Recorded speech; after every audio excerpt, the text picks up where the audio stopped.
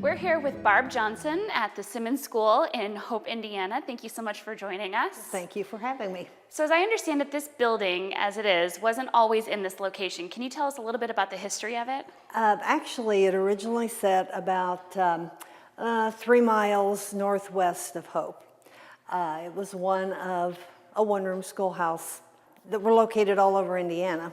Ours was closest to a town that we now call Old St. Louis. Anyway, it was actually the third building on the original site.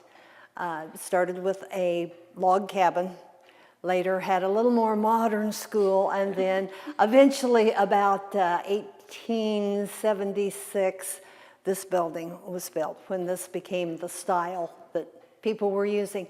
It was only used until 1908 when all the schools in this area were consolidated and the children were bused by horse-drawn hacks to a central location.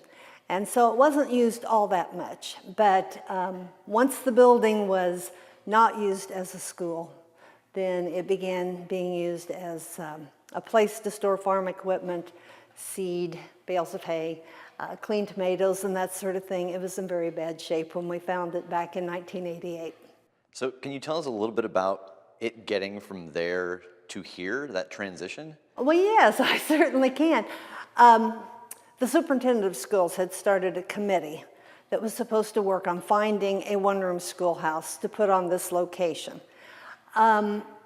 We probably made a mistake of asking some high school students to help, because when you ask kids that age to help with something, they're going to get it done right away. And everyone else was a little older and they thought this is going to take years. But these high school students went out and probably trespassed on private property to take a look at the schools that were available in our area. And then they decided Simmons School had to be the school that was moved because it was in the worst condition. It was going to be ruined if somebody didn't come in and save it. So they also then decided they would start a fundraising campaign to get the school moved here. And we were looking at $40,000. They went to school and asked fellow students if they would donate $1 to move this school 1 foot closer to this location. Within a couple of weeks, they had like $1,500, and the community jumped in, and the rest of it is history.